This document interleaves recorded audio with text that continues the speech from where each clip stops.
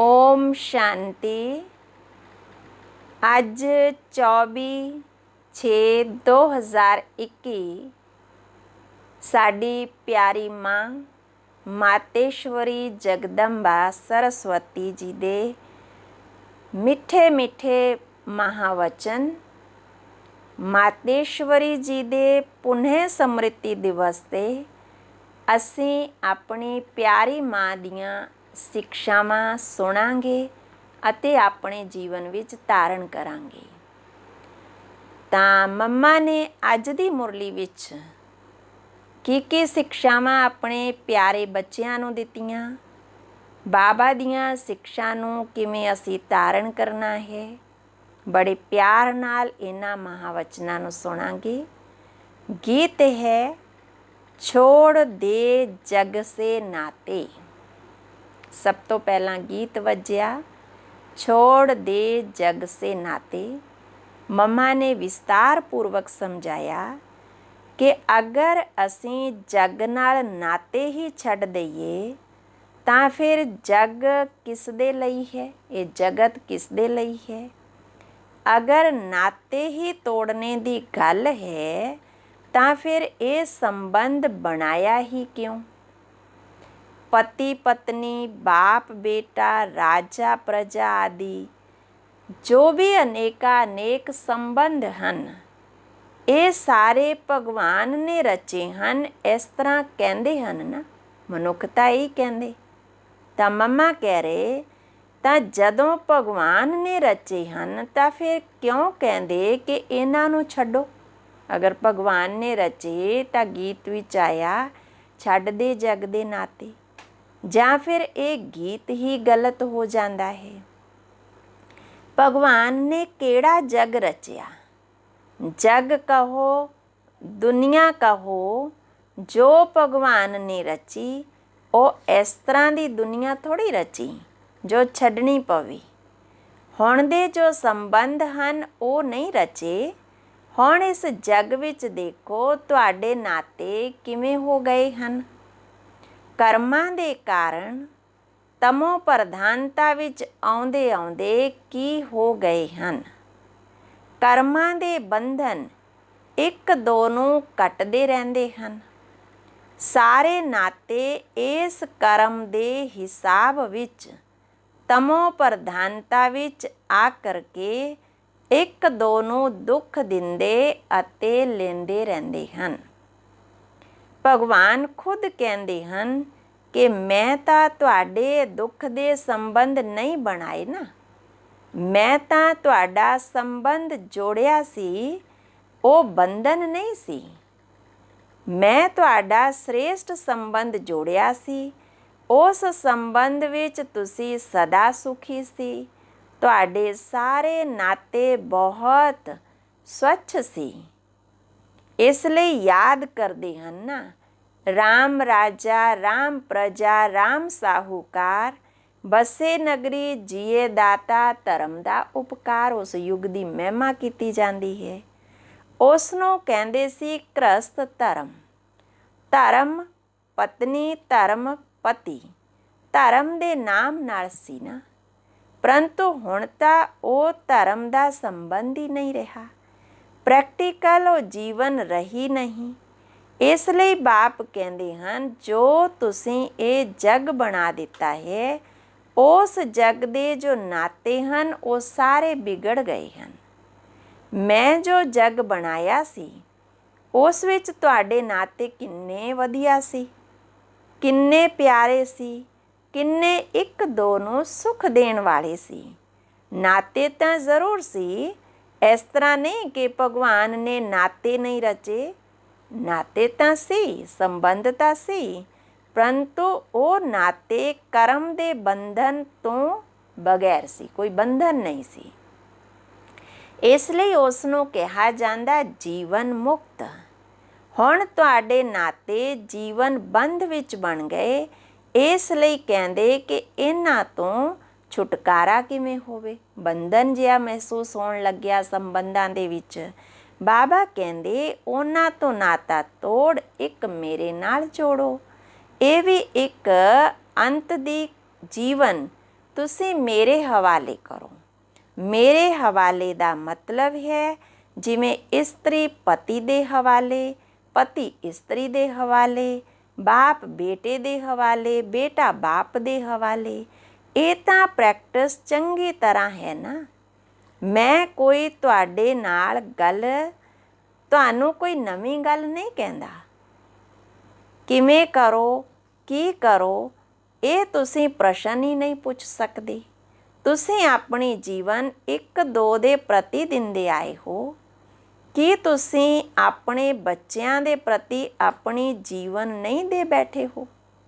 ਆਪਣਾ ਤਨ ਮਨ ਧਨ ਜੋ ਵੀ ਕੁਛ ਹੈ ਤੁਸੀਂ ਉਹਨਾਂ ਦੇ ਪ੍ਰਤੀ ਤਾਂ ਬਣਾ ਕੇ ਬੈਠੇ ਹੋ ਨਾ। ਆਪਣੇ ਲੌਕਿਕ ਦੇ ਪ੍ਰਤੀ ਤਾਂ ਸਭ ਕੁਝ ਬਣਾ ਕੇ ਬੈਠੇ। ਆਪਣਾ ਤਾਂ ਕਰਦੇ ਆਏ ਹੋ ਨਾ। ਸਾਰੀ ਜੀਵਨ ਉਹਨਾਂ ਦੇ ਪ੍ਰਤੀ ਲਗਾ ਦਿੰਦੇ ਹੋ। ਤਾਂ ਮੈਂ ਤੁਹਾਨੂੰ ਕੋਈ ਨਵੀਂ ਗੱਲ ਥੋੜ੍ਹੀ ਕਹਿੰਦਾ ਹਾਂ ਕਿ ਇਹ ਸਭ ਮੇਰੇ ਹਵਾਲੇ ਕਰੋ। ਮੰਮਾ ਬਾਬਾ ਦੀਆਂ ਸਿੱਖਿਆਵਾਂ ਨੂੰ ਸਾਡੇ ਅੱਗੇ ਬੜੇ ਪਿਆਰ ਨਾਲ ਦੱਸ ਰਹੇ ਕਿ ਬਾਪ ਕੀ ਕਹਿੰਦੇ ਹਨ। ਜਿਵੇਂ ਹੁਣ ਤੱਕ 1-2 ਵਿੱਚ ਕਰਦੇ ਆਏ ਹੋ, ਇਸ ਤਰ੍ਹਾਂ ਹੁਣ ਕਹਿੰਦਾ ਹਾਂ ਕਿ ਤੁਸੀਂ ਮੇਰੇ ਬਣੋ। ਫਿਰ ਮੇਰਾ ਬਣ ਕੇ ਉਸ ਨੂੰ ਟਰਸਟੀ ਵੀ ਬਣ ਕੇ ਸੰਭਾਲੋ। ਇਹ ਸਾਰਾ ਤੇਰਾ ਮੇਰਾ ਜੋ ਹੈ ਉਹ ਖਤਮ ਕਰਨਾ ਪਵੇਗਾ। ਹੁਣ ਤੱਕ ਮੇਰਾ ਕਹਿੰਦੇ ਦੁਖੀ ਹੁੰਦੇ ਆਏ ਹੋ। ਫਿਰ ਬੁੱਧੀ ਉੱਧਰ ਜਾਂਦੀ ਹੈ ਤਾਂ ਕਹਿੰਦੇ ਹੋ ਕੀ ਕਰੀਏ, ਕਿਵੇਂ ਕਰੀਏ। ਅਗਰ ਤੁਸੀਂ ਕਿਸੇ ਵਿੱਚ ਲਟਕੋਗੇ ਤਾਂ ਨਤੀਜਾ ਕੀ ਹੋਵੇਗਾ? ਇਹ ਮੋਹ ਜੋ ਹੈ ਨਾ, ਉਸ ਦੇ ਕਾਰਨ ਤੁਸੀਂ ਦੁਖੀ ਬਣ ਗਏ ਹੋ। ਇਸ ਲਈ ਬਾਪ ਕਹਿੰਦੇ ਹਨ ਤੁਸੀਂ ਇਸ ਜੱਗ ਦੇ ਨਾਤੇ ਤੋੜ ਹੁਣ ਮੇਰੇ ਬਣੋ। ਤਾਂ ਇਹ ਜੋ ਤੁਸੀਂ ਆਪਣੇ ਦੇਹ ਦੇ ਬੰਧਨ, ਜੀਵਨ ਦੇ ਬੰਧਨ ਬਣਾਏ ਹਨ, ਉਹਨਾਂ ਵਿੱਚੋਂ ਨਿਕਲ ਕਰਕੇ ਹੁਣ ਮੇਰੇ ਬਣ ਜਾਓ। ਫਿਰ ਮੈਂ ਤੁਹਾਡੇ ਨਾਲ ਬਾਬਾ ਕਹਿੰਦੇ ਫਿਰ ਮੈਂ ਕੋਈ ਤੁਹਾਡੇ ਨਾਲ ਜਨਮ ਜਨਮਾਂਤਰ ਥੋੜ੍ਹੀ ਚੱਲਾਂਗਾ। ਨਹੀਂ, ਹੁਣ ਤੁਸੀਂ ਮੇਰਾ ਤੁਹਾਡੇ ਨਾਲ ਕੰਮ ਹੈ ਬਸ। ਫਿਰ ਤਾਂ ਤੁਸੀਂ ਆਤਮਾਵਾਂ ਆਪਸ ਵਿੱਚ ਸਦਾ ਕਾਲ ਦੇ ਲਈ ਸੁੱਖ ਵਿੱਚ ਚੱਲਦੀਆਂ ਰਹੋਗੇ। ਬਾਬਾ ਕਹਿ ਰਹੇ ਮੈਂ ਥੋੜ੍ਹੀ ਜਨਮ ਜਨਮਾਂਤਰ ਤੁਹਾਡੇ ਨਾਲ ਚੱਲਣ ਵਾਲਾ ਹਾਂ। ਮੈਂ ਤਾਂ ਸਿਰਫ ਤੁਹਾਡੀ ਵਿਗੜੀ ਨੂੰ ਸਵਾਰਨ ਲਈ ਕਹਿੰਦਾ ਹਾਂ ਕਿ ਹੁਣ ਮੇਰੇ ਬਣੋ। ਸੋ ਵੀ ਕਿਉਂ ਕਹਿੰਦਾ ਹਾਂ? ਕਿਉਂਕਿ ਮੇਰੇ ਫਰਮਾਨ 'ਤੇ ਚੱਲਣ ਨਾਲ ਤੁਹਾਡੇ ਲਈ ਸਭ ਕੁਝ ਸਹਿਜ ਹੋ ਜਾਵੇਗਾ। ਮੈਂ ਤੁਹਾਨੂੰ ਸਹਿਜ ਯੁਕਤੀ ਦੱਸਦਾ ਹਾਂ। ਬਾਪ ਕਹਿੰਦੇ ਹਨ ਇਸ ਛੋਟੇ ਜਿਹੇ ਸੰਗਮ ਯੁੱਗ ਵਿੱਚ ਤੁਹਾਡੇ ਦੇਸ਼ ਇਸ ਸਾਕਾਰੀ ਦੁਨੀਆ ਦੇ ਲਈ ਮੈਂ ਆਇਆ ਹਾਂ ਤੁਹਾਡੇ ਲਈ। ਤਾਂ ਘੱਟ ਤੋਂ ਘੱਟ ਜਿੰਨਾ ਸਮਾਂ ਮਿਲੇ ਓਨਾ ਸਮਾਂ ਤਾਂ ਜੋ ਸਾਡਾ ਤਾਂ ਕੁਛ ਤਾਂ ਖਿਆਲ ਕਰੋ। ਬਾਬਾ ਕਹਿੰਦੇ ਓਨਾ ਸਮਾਂ ਬਾਪ ਦੇ ਬਣੇ ਹੋ ਤਾਂ ਘੱਟ ਤੋਂ ਘੱਟ ਇੰਨਾ ਟਾਈਮ ਤਾਂ ਸ਼ੁੱਧ ਬਣੋ।